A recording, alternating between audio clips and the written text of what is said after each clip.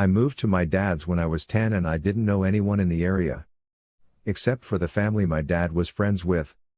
A single mom with 3 kids. Luckily there was a girl a couple years older than me. She was 12 at the time I met her. And we got to know each other a little over a couple of years. We weren't close but we ended up having the same friends. One night my friend Rob was hanging out with her and her younger brother. They happened to be in the house alone because of my friend's mom was at work. Her mother's been helping this one lady through her work and got to know her fairly well. She found out her sister was in a mental institution and was let out recently. The night Rob is hanging out with my friend, they get a knock on the door. My friend thought it was just their mom since she knocks a certain way when coming in. And he answered it without thinking.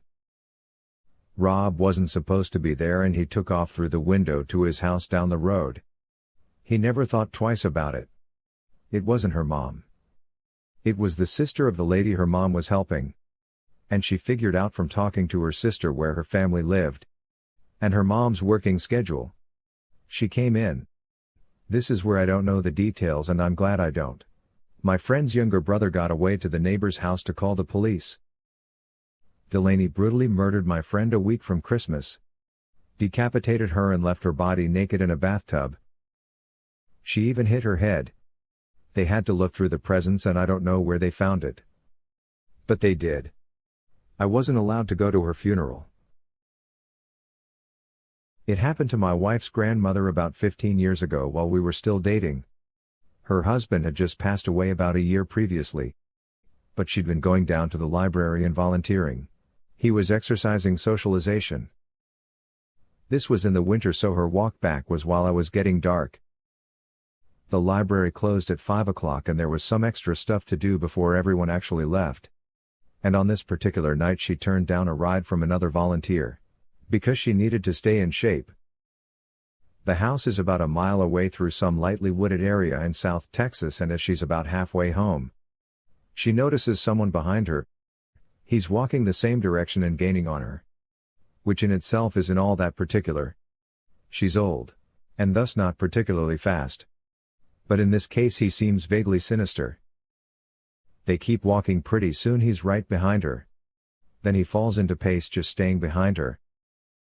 Now she knows something's up. But she's almost home she can see the top of her driveway coming up and she leaves her lights on. So it'll look like someone's home when she's walking in. She just needs to make it another 150 yards. And 100. All that time she said he was so close that she could feel his breath on her neck. Around maybe 50 yards it happens. A strong hand on her shoulder. Okay bitch.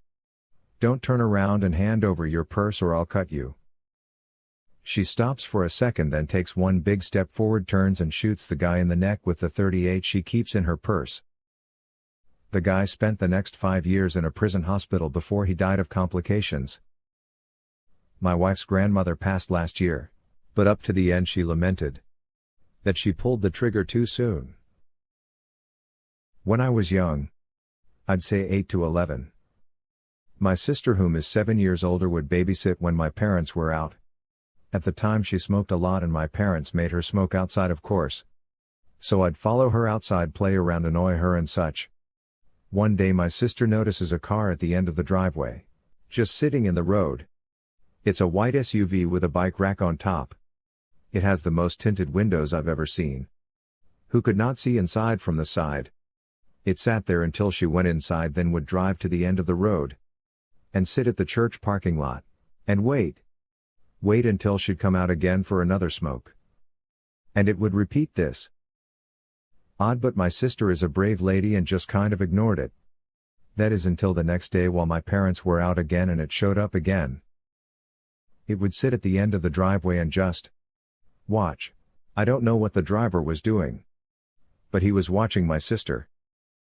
I know because if I didn't go out I'd watch from the front window and it would just sit there and watch my sister. She told my father who was a sheriff's deputy at the time and he called the cops and made a complaint.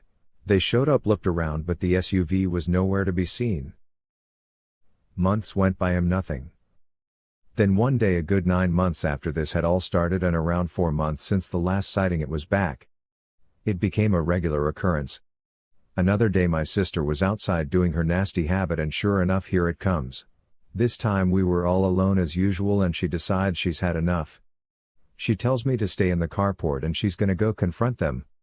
She starts walking toward the SUV and halfway down the driveway she would later remark to us.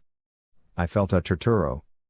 Like I knew if I went any further, I was dead. I was paralyzed by pure fear. She turned around and went inside. Finally, the family car was in the shop for some kind of issue so we were all stuck home for the night. While my parents are home, my sister goes outside to smoke. I go outside with her.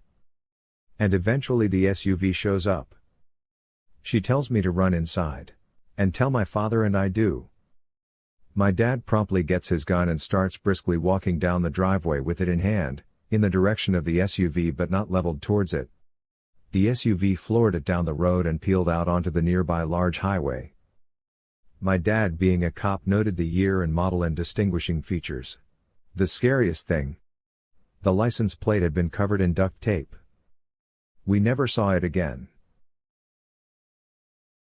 I was just 4 or 5 years old and my parents had just separated.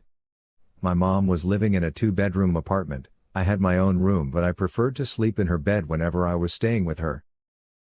Our 2 bedrooms were at the end of the hallway directly across from each other. Our apartment was on the first floor, and I remember that it was in the middle of the summer, and my mom had a window open in her room which was directly behind the bed above the headboard. Anyways, I woke up in the middle of the night. And remember sitting up and seeing that our cat was sitting in the doorframe of my mom's room. I should note her door was open, then you could partially see into my bedroom. This was strange because our cat was typically always in bed with us. As I was watching him, he walked into my bedroom and meowed. I turned to face my mom and woke her up. In the 3 or 4 seconds it took me to wake her up and ask me what was wrong.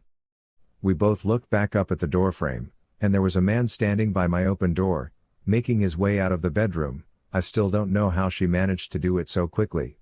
But my mother proceeded to pick me up and literally throw me out of the screen window. She quickly followed and we were able to start screaming for help, and someone called 911.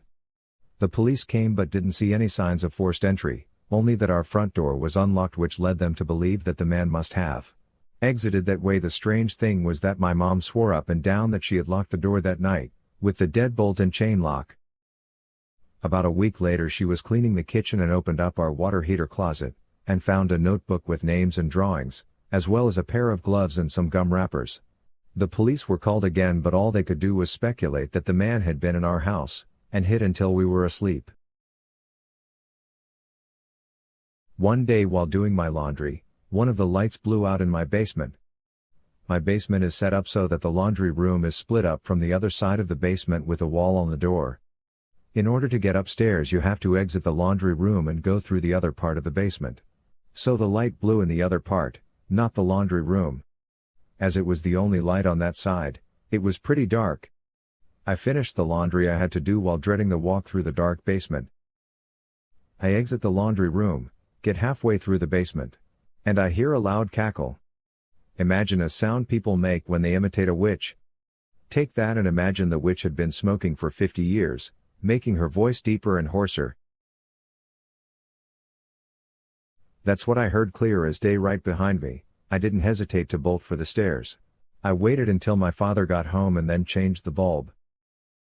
I have yet to hear that cackle since, and I've not told a single person in the house about it.